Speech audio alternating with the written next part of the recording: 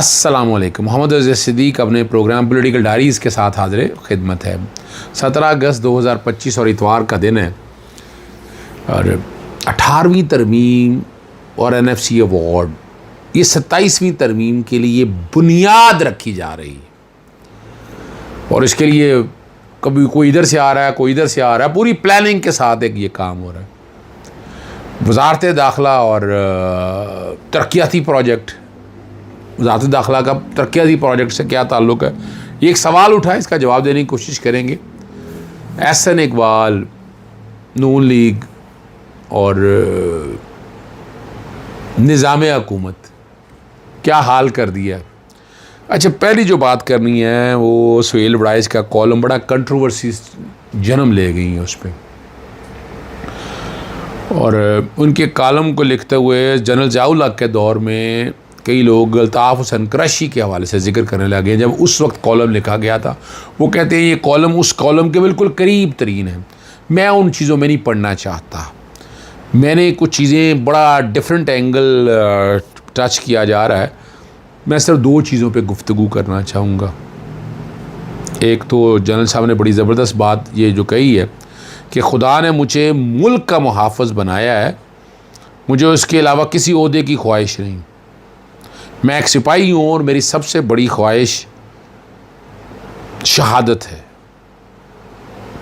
अब ये एक सिपाही का, एक सिपा सलार का ये पैगाम पूरी फ़ौज के लिए, यानी मकसद दे दिया है कि मकसद ये है कि मुल्क का दिफाई निज़ाम संभालना।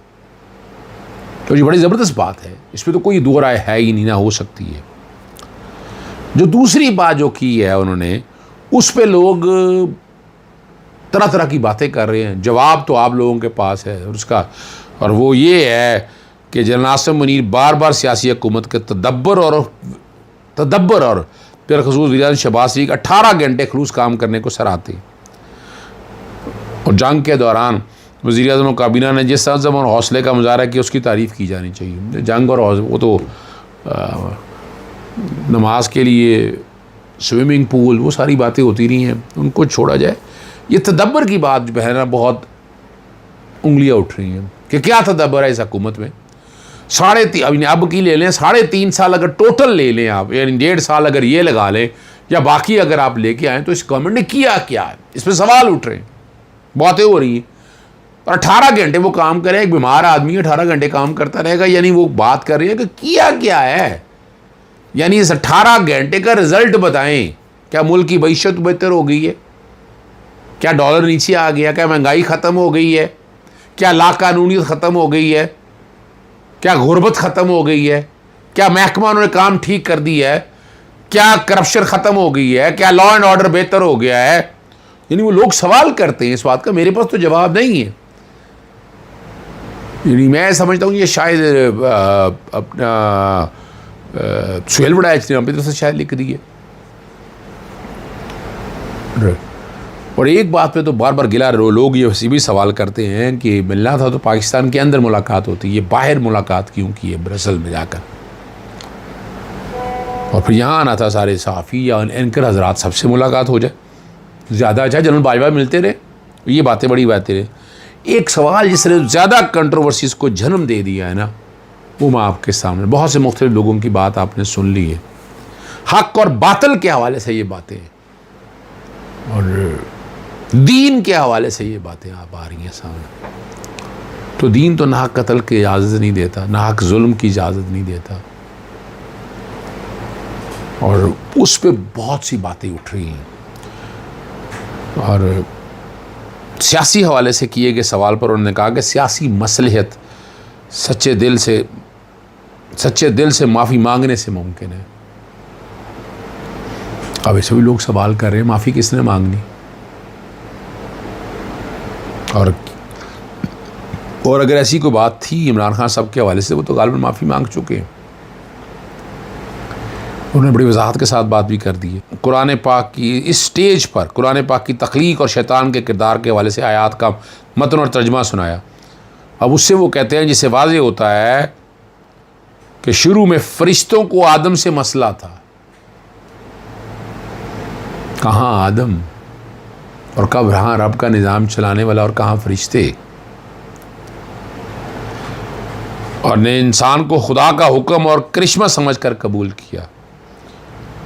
गोया माफ़ी मांगने वाले फरिश्ते रहे और माफ़ी ना मांगने वाला शैतान बन गया। अब इस पे सवाल बहुत उठ रहे हैं, बहुत सी बातें हो रही हैं, वो कंट्रोवर्सीज़ हो चुकी हैं सारी।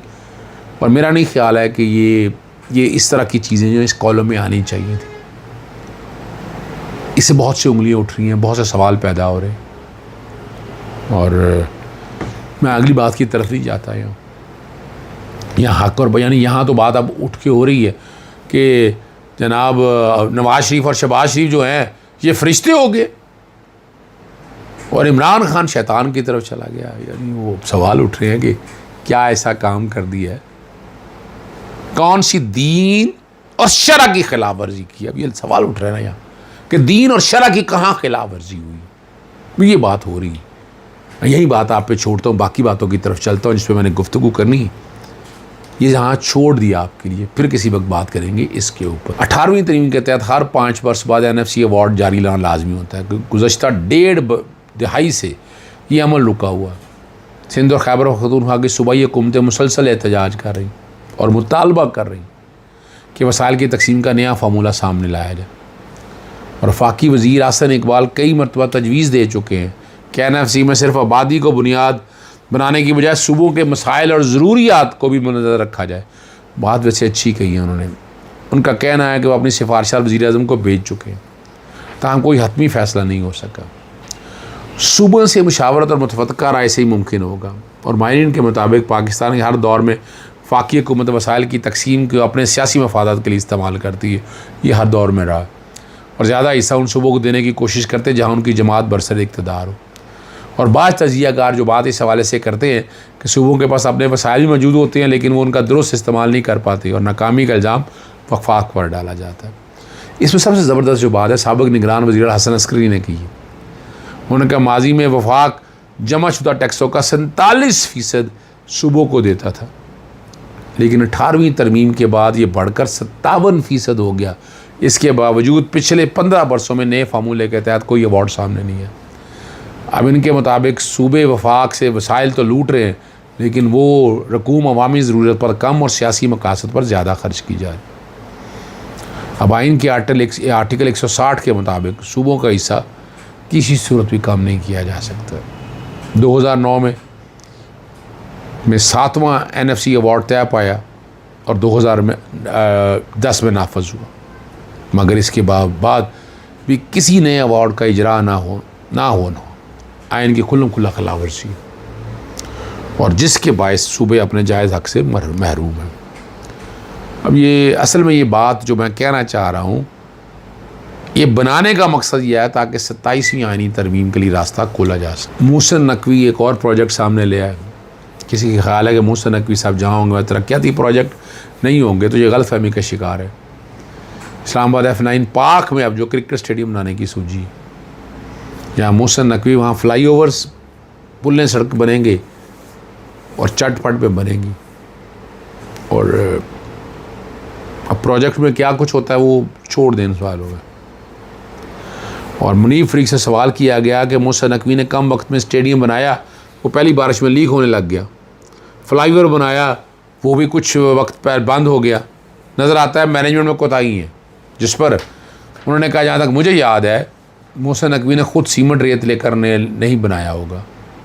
अब इस पर institute of Pakistan architect Pakistan ने चेयरमैन PCB मोहसिन नकवी को ख़त लिखा है और F9 पार्क इस्लामाबाद में नए क्रिकेट स्टेडियम की तामीर से माहौलियात के नुकसान का ज़िम्मेदार करार दिया है, मुतालबा कर दिया। मुशाहिद हुसैन सईद कहते हैं कि इस्लामाबाद के कल्ब में, दरमियान में, दिल में, जिगर में फातिमा जनाब पार्क को क्रिकेट स्टेडियम का तामीर करना गलत होगा।